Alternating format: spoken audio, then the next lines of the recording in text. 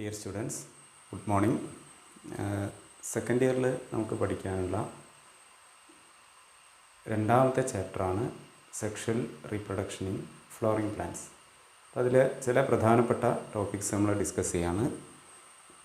എല്ലാ ഭാഗങ്ങളും നമ്മൾ പറയുന്നില്ല, പ്രധാനപ്പെട്ട ചില ഭാഗങ്ങൾ മാത്രം. അപ്പോൾ അതിൽ sexual reproduction in flowering plants എന്ന ചാപ്റ്ററിൽ നമുക്ക് പഠിക്കാനുള്ള കാര്യങ്ങൾ പ്രധാനമായിട്ടും 3 സബ് ടോപ്പിക്സായിട്ട് പറയാം. അപ്പോൾ അതിൽ ആദ്യത്തേത് pre fertilisation structures and events. അപ്പോൾ അതിലാണ് നമുക്ക് പ്രധാനപ്പെട്ട ചില ഭാഗങ്ങളുള്ളത്. പ്രധാനമായിട്ടും മെയിൽ ഗെമിറ്റോഫൈറ്റിൻ്റെയും ഫീമെയിൽ ഗെമിറ്റോഫൈറ്റിൻ്റെയും ഡെവലപ്മെൻറ്റ് നമ്മളതിൽ പഠിക്കുന്നുണ്ട്. നമുക്കറിയാം, ഒരു ഫ്ലവറിൻ്റെ മെയിൽ ഗെമിറ്റോഫൈറ്റ് എന്ന് പറയുന്നത് പോളൻ ഗ്രെയിൻസ് ആണ്. കാരണം പോളൻ ഗ്രെയിൻസിലാണ് മെയിൽ ഗെമീറ്റുകൾ കാണുന്നത്. അതേപോലെ ഫീമെയിൽ ഗെമിറ്റോഫൈറ്റ് എന്ന് പറയുന്നത് എംബ്രിയോസാക്കാണ്.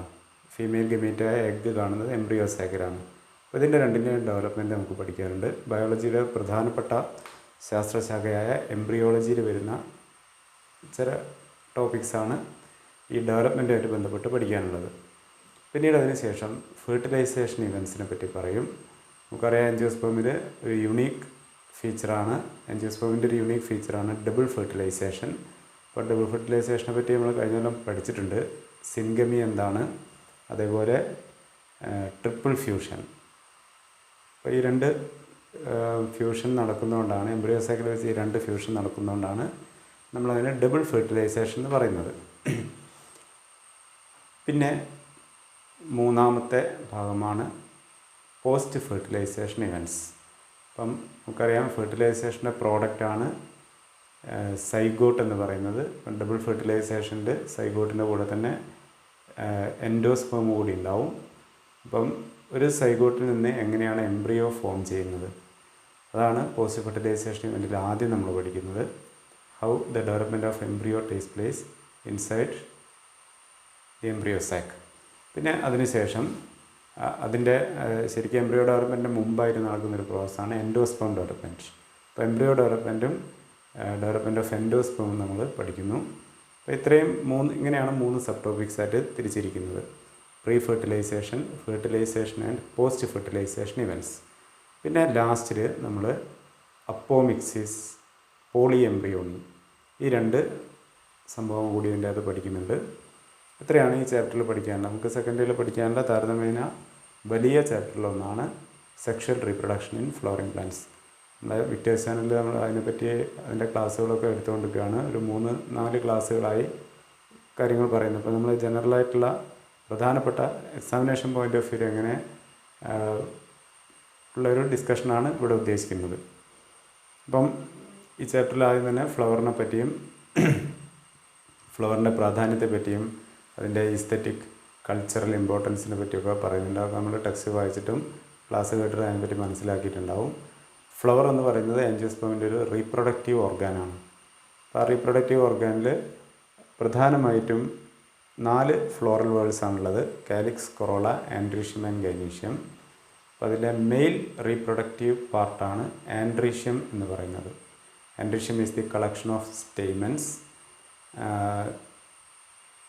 ആൻഡ്രീഷ്യത്തിലെ ഇൻഡിവിജ്വൽ യൂണിറ്റ് നമുക്ക് സ്റ്റേമൻസ് എന്ന് പറയാം. Each stamen with a filament and an anther. അപ്പം ഈ ആന്തറിലാണ് നമ്മൾ നേരത്തെ പറഞ്ഞ പോളൻ ഗ്രെയിൻസ് ഡെവലപ്പ് ചെയ്യുന്നത്. അപ്പം ആന്തറിൽ പോളൻ ഗ്രെയിൻസ് ഡെവലപ്പ് ചെയ്ത് കഴിഞ്ഞാൽ ആന്തറിൽ നിന്ന് പോളൻ ഗ്രെയിൻസ് പുറത്തേക്ക് പോവുകയും അത് സ്റ്റിഗ്മയിൽ പോയിട്ട് പോളിനേഷൻ നടത്തുകയും ചെയ്യും. അപ്പോൾ നമ്മൾ എങ്ങനെയാണ് ആന്തറിൽ പോളൻ ഗ്രെയിൻസ് ഡെവലപ്പ് ചെയ്യുന്നത് എന്നുള്ളതാണ്. അതിന് മുമ്പ് ആന്തറിൻ്റെ ഒരു സ്ട്രക്ചറിനെ പറ്റി നമുക്ക് ചെറിയ കാര്യങ്ങൾ അറിയണം. ആന്തർ സാധാരണ രീതിയിൽ, ആൻജിയോസ്പേമിൻ്റെ ആന്തർ സാധാരണ രീതിയിൽ ബൈ ലോബ്ഡ് സ്ട്രക്ചറാണ്. 2 ലോബാണ് ഉണ്ടാവുക. ഓരോ ലോബിലും 2 മൈക്രോസ്പൊറാഞ്ചിയ കാണും, അല്ലെങ്കിൽ തീക്ക കാണും എന്ന് പറയാം. അപ്പം anther is a bilobed structure with 4 microsporangia, each lobe with 2 microsporangia, അങ്ങനെ ആകെ 4 മൈക്രോസ്പൊറാഞ്ചിയ കാണും. അപ്പോൾ ഇങ്ങനെയുള്ള ആന്തർ നമ്മൾ ഡൈത്തീക്കസ് ആന്തർ എന്ന് പറയാറുണ്ട്. അപ്പോൾ ഈ മൈക്രോസ്പൊറാഞ്ചിയയിലാണ് പോളൻ ഗ്രെയിൻസ് ഡെവലപ്പ് ചെയ്യുന്നത്. പിന്നെ ഈ 2 മൈക്രോസ്പൊറാഞ്ചിയ, ഓരോ ലോബിലും കാണുന്ന 2 മൈക്രോസ്പൊറാഞ്ചിയൻ്റെയും ഇടയിലൊരു ലോഞ്ചിറ്റ്യൂഡിനൽ ഗ്രൂവ് കാണും. ഈ ഗ്രൂവിൽ കൂടിയാണ് മെച്ചറായി കഴിഞ്ഞാൽ പോളൻ ഗ്രെയിൻസ് പുറത്തേക്ക് പോവുക. അപ്പോൾ നമ്മൾ ആദ്യം തന്നെ ഡെവലപ്മെൻറ്റ് പഠിക്കുമ്പം ആന്തർ ഒരു യങ് സ്റ്റേജിലെ ആന്തർ എങ്ങനെയായിരിക്കും എന്നുള്ളതിനെ പറ്റി നമുക്കൊരു ധാരണ വേണം. അപ്പം യങ് സ്റ്റേജിൽ ആന്തർ എന്ന് പറയുന്നത് ഒരു 4 ലോബ്ഡ് സ്ട്രക്ചറാണ്. ഈ 4 ലോബ്ഡ് സ്ട്രക്ചറിൽ ഓരോന്നിലും മൈക്രോസ്പൊറാഞ്ചിയ കാണും. ഓരോ ലോബിലും അല്ലെങ്കിൽ ആന്തറിൻ്റെ യങ് സ്റ്റേജിലും ഓരോ ലോബിലും 4 വാൾ ലെയേഴ്സ് കാണുന്നുണ്ട്. ഇത് പരീക്ഷയിൽ സാധാരണ ചോദിക്കുന്നതാണ്, ഏതൊക്കെയാണ് വാൾ ലെയേഴ്സ്, അതിൻ്റെയൊക്കെ പ്രാധാന്യം എന്താണെന്നുള്ളതിനെ പറ്റി നമുക്ക് ചെറുതായിട്ട് അറിഞ്ഞിരിക്കണം. അപ്പം 4 വാൾ ലെയേഴ്സാണ് കാണുന്നത്. ഔട്ടർ മോസ്റ്റ് ലെയർ എന്ന് പറയുന്നത് എപ്പിഡെർമിസ് ആണ്. Epidermis followed by endothecium, then middle layer, പിന്നെ 4ാമത്തെ ലെയർ ടപ്പീറ്റമാണ്. മിഡിൽ ലെയർ ചിലപ്പോൾ ഒരു 2-3 ലെയേഴ്സൊക്കെ ആയിട്ട് കാണാറുണ്ട്.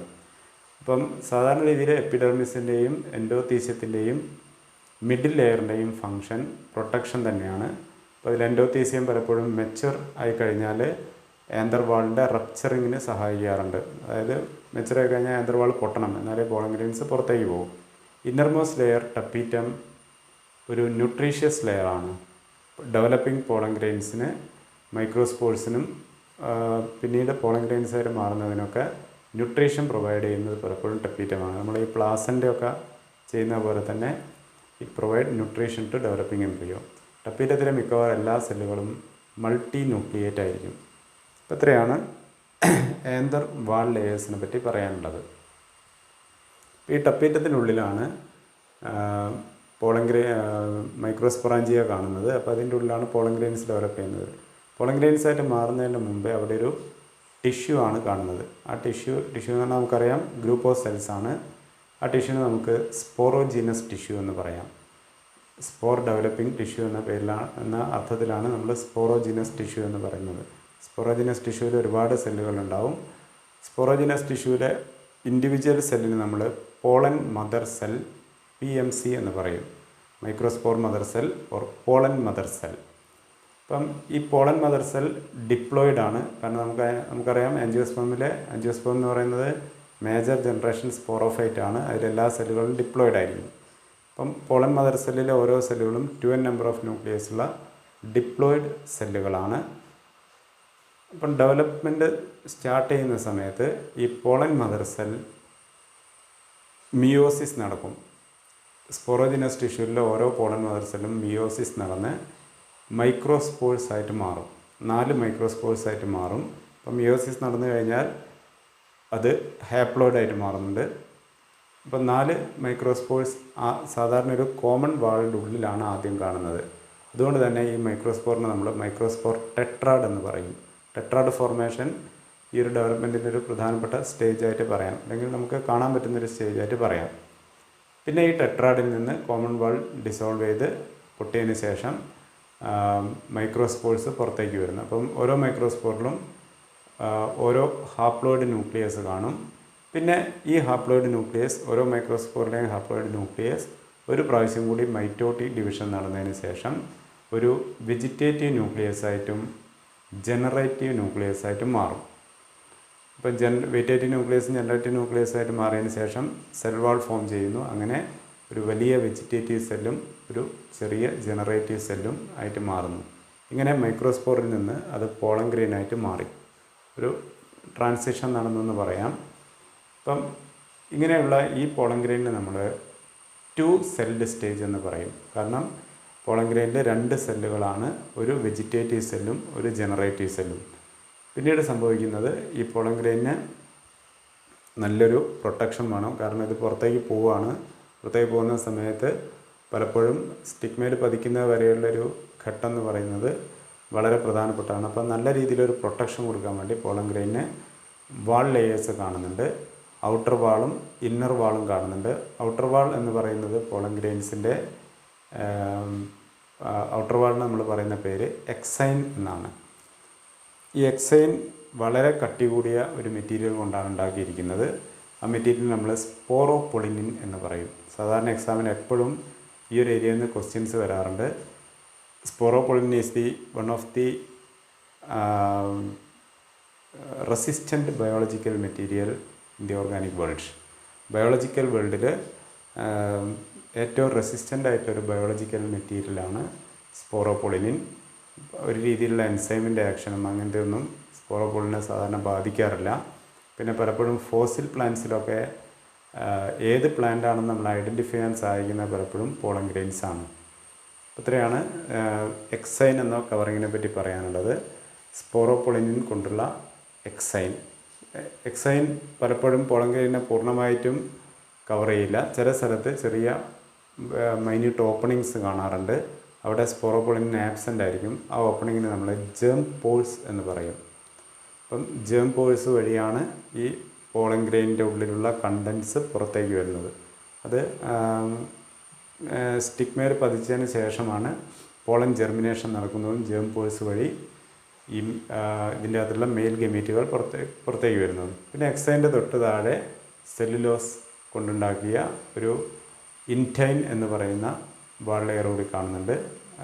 ആന്തറിൻ്റെ പോളൻ ഗ്രെയിനിന് രണ്ടാമത്തെ തൊട്ടുള്ളിലുള്ള വളരെ തിന്നായിട്ടുള്ളൊരു ലെയറാണ് ഇൻറ്റൈൻ.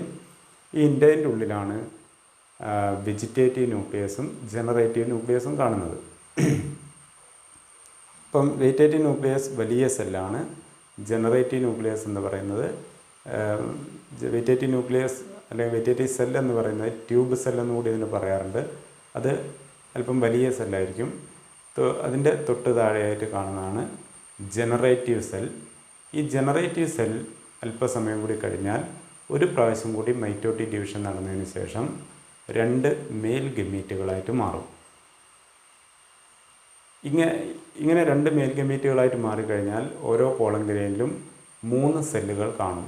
അത് ഒന്ന് വെജിറ്റേറ്റീവ് സെല്ലാണ്, പിന്നെ ജനറേറ്റീവ് സെല്ലിൽ നിന്നുണ്ടായ 2 മെയിൽ ഗമീറ്റുകളും. അപ്പോൾ ഈ പോളൻ ഗ്രെയിനിനെ നമ്മൾ 3 സെൽഡ് സ്റ്റേജ് എന്ന് പറയാറുണ്ട്. അപ്പോൾ ഏതാണ്ട് 60% ആൻജിയോസ്പേംസിൽ പോളൻ ഗ്രെയിൻസ് ആന്തറിൽ നിന്ന് പുറത്തേക്ക് പോകുന്നത് 2 സെൽഡ് സ്റ്റേജിലായിരിക്കും. ചില സമയത്ത് 3 സെൽഡ് സ്റ്റേജും കാണാറുണ്ട്. ഇതുവരെ ഡിസ്കസ് ചെയ്ത കാര്യങ്ങൾ ജസ്റ്റ് ഒന്നുകൂടി പറഞ്ഞു പോകാം. Androecium is the mail reproductive part of angiosperm flower.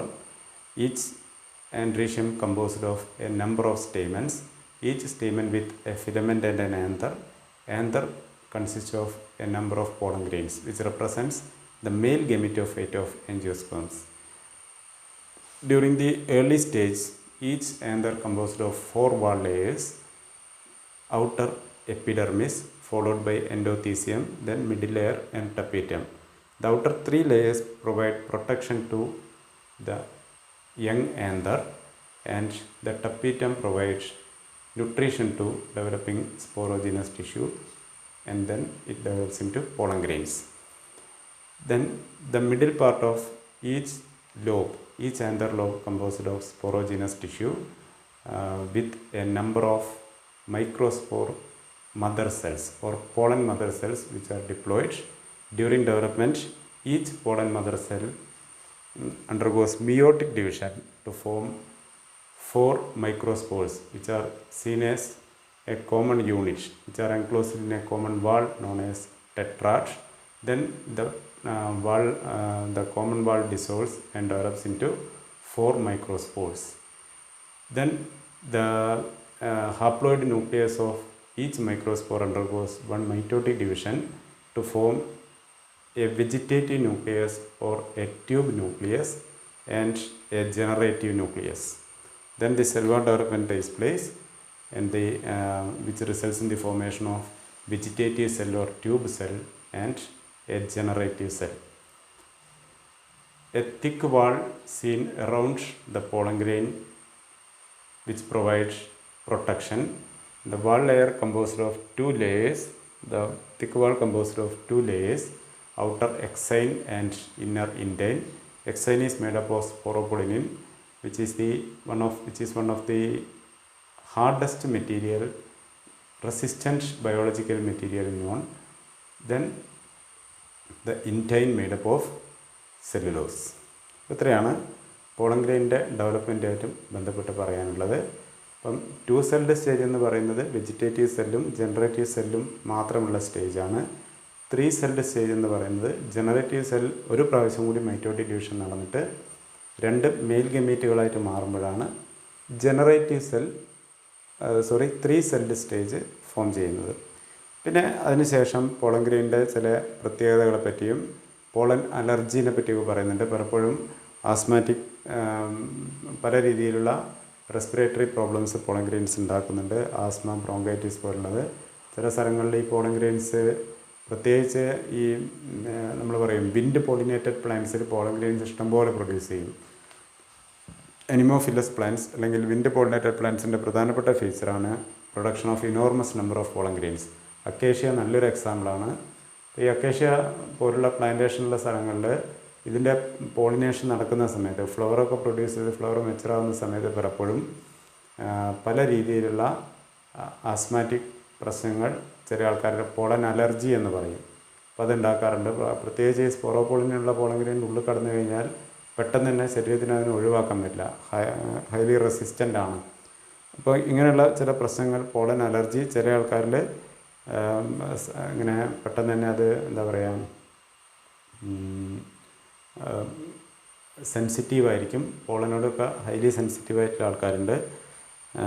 ഇപ്പം പിന്നെ ടെക്സ്റ്റിൻ്റെ അകത്ത് പാർത്തീനിയം പോലുള്ള പ്ലാന്റ്സിനെ പറ്റിയും പറയുന്നുണ്ട് പോളൻ അലർജി ഉണ്ടാക്കുന്നത്. പിന്നെ അതേപോലെ പോളൻ ഗ്രെയിൻസ് ന്യൂട്രീഷ്യസ് ആണ്. പ്രത്യേകിച്ച് വെജിറ്റേറ്റീവ് ന്യൂക്ലിയസിൽ ഇഷ്ടംപോലെ ന്യൂട്രിയൻസ് കാണും. വെജിറ്റേറ്റീവ് സെല്ലിൽ ഇഷ്ടംപോലെ ന്യൂട്രിയൻസ് കാണുന്നുണ്ട്. അതുകൊണ്ട് തന്നെ പോളൻ പ്രോഡക്ട്സ് ചിലപ്പോൾ നമ്മൾ ഈ സിറപ്പിൻ്റെ രൂപത്തിലും ടാബ്ലറ്റിൻ്റെ രൂപത്തിലൊക്കെ നമുക്ക് കിട്ടാറുണ്ട്.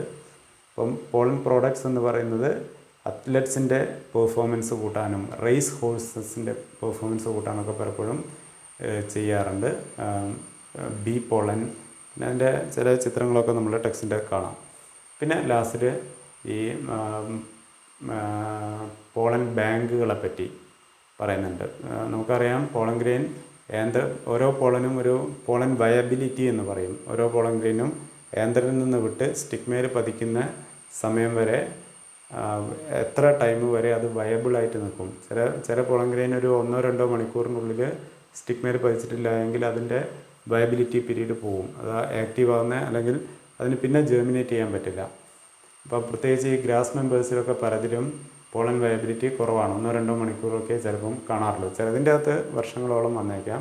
അപ്പം പോളൻ വയബിലിറ്റി എന്ന് പറയുന്ന ഒരു സംഭവം ഉള്ളത് കൊണ്ട് തന്നെ നമുക്ക് ഇക്കണോമിക് ഇമ്പോർട്ടൻറ്റ് പ്ലാന്റ്സിൻ്റെ പോളൻ ഗ്രെയിൻ പലപ്പോഴും നമുക്ക് പ്രിസർവ് ചെയ്യേണ്ടി വരും അല്ലെങ്കിൽ സ്റ്റോർ ചെയ്യേണ്ടി വരും. അപ്പം അങ്ങനെ നമുക്ക് സ്റ്റോർ ചെയ്യാൻ നമ്മളെ സഹായിക്കുന്ന ഒരു മെത്തേഡാണ് cryo preservation. Cryo means -0°C അല്ലെങ്കിൽ ലോ ടെമ്പറേച്ചർ ട്രീറ്റ്മെൻ്റ് ആണ് ഉദ്ദേശിക്കുന്നത്. ക്രയോജനിക് എന്ന് പറഞ്ഞ് കേട്ടിട്ടുണ്ടാകും. ക്രയോജനിക് എഞ്ചിൻ എന്ന് പറഞ്ഞ് കേട്ടിട്ടുണ്ടാകും. അപ്പം -196°C ലിക്വിഡ് നൈട്രജനിൽ നമുക്ക് പോളൻ ഗ്രെയിൻസ് പ്രിസർവ് ചെയ്യാൻ പറ്റും അല്ലെങ്കിൽ സ്റ്റോർ ചെയ്യാൻ പറ്റും. ആവശ്യത്തിനനുസരിച്ച് ആ പോളൻ ഗ്രെയിൻ നമുക്ക് എടുത്തിട്ട് സ്റ്റിഗ്മയിൽ ആർട്ടിഫിഷ്യൽ പോളിനേഷൻ, ആർട്ടിഫിഷ്യൽ ഹൈബ്രിഡൈസേഷനൊക്കെ വേണ്ടിയിട്ട് നമുക്ക് ഇക്കണോമിക് ഇമ്പോർട്ടൻറ്റ് പ്ലാന്റ്സിനെ പലപ്പോഴും നമ്മൾ പ്ലാന്റ്സിൻ്റെ പോളൻ ഗ്രെയിൻസ് നമ്മൾ സ്റ്റോർ ചെയ്ത് വെക്കാറുണ്ട്. അപ്പോൾ ഇത്രയാണ് മെയിൽ ഗെമിറ്റോഫൈറ്റിൻ്റെ ഡെവലപ്മെൻറ്റിൽ പഠിക്കാനുള്ളത്. അപ്പോൾ ഓർമ്മിക്കുക,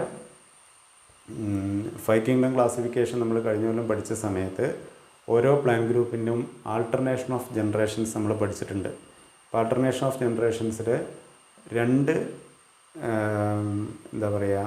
രണ്ട് ജനറേഷൻസാണ് സെക്ഷലി റീപ്രൊഡ്യൂസിങ് ഓർഗാൻസിൽ കാണുന്നത്. അതിൽ ഒന്ന് ഗെമിറ്റോഫൈറ്റിക് ജനറേഷനും രണ്ടാമത്തേത് സ്പോറോഫൈറ്റിക് ജനറേഷനും. അപ്പോൾ ഈ സ്പോറോഫൈറ്റിക് ജനറേഷൻ എപ്പോഴും ഡിപ്ലോയിഡ് ആയിരിക്കും, ഗെമിറ്റോഫൈറ്റിക് ജനറേഷൻ ഹാപ്ലോയിഡ് ആയിരിക്കും. ഞാനിവിടെ ഇങ്ങനെ പറയുന്നത് ആൻജിയോസ്പെർമിൻ്റെ ഗെമിറ്റോഫൈറ്റ് എന്ന് പറയുന്നത്, ഗെമീറ്റ് ബിയറിംഗ് പ്ലാന്റ് എന്ന് പറയുന്നത് മെയിൽ ഗെമിറ്റോഫൈറ്റ് പോളൻ ഗ്രെയിനും ഫീമെയിൽ ഗെമിറ്റോഫൈറ്റ് എംബ്രിയോ സാക്കുമാണ്. കാരണം ഗമീറ്റുകൾ കാണുന്ന പ്ലാൻ പാർട്ടാണ് പോളൻ ഗ്രെയിനും എംബ്രിയോ സാക്കും. അപ്പോൾ ഒരു എക്സാമിന് explain the development of male gametophyte എന്ന് ചോദിച്ചു കഴിഞ്ഞാൽ നമ്മൾ പോളൻ ഗ്രെയിൻസിൻ്റെ ഡെവലപ്മെൻറ്റാണ് പറയേണ്ടത്. അപ്പോൾ പോളൻ ഗ്രെയിൻ മൈക്രോസ്പോൾസ് എന്ന പേരിലൂടെ അറിയപ്പെടുന്നുണ്ട്. മൈക്രോസ്പോൾസ് എന്ന് പറയുന്നത് പോളൻ ഗ്രെയിൻ ആണ്. അപ്പം മൈക്രോസ്പോറോജെനസിസ് എന്നുകൂടി പോളൻ ഗ്രെയിൻസിൻ്റെ ഡെവലപ്മെൻറ്റിൽ നമ്മൾ പറയാറുണ്ട്. അപ്പോൾ ഇത്രയാണ് ചുരുക്കി പറഞ്ഞാൽ നമുക്ക് മെയിൽ ഗെമിറ്റോഫൈറ്റ് അല്ലെങ്കിൽ പോളൻ ഗ്രെയിൻസിൻ്റെ ഡെവലപ്മെൻറ്റിൽ പഠിക്കാനുള്ളത്.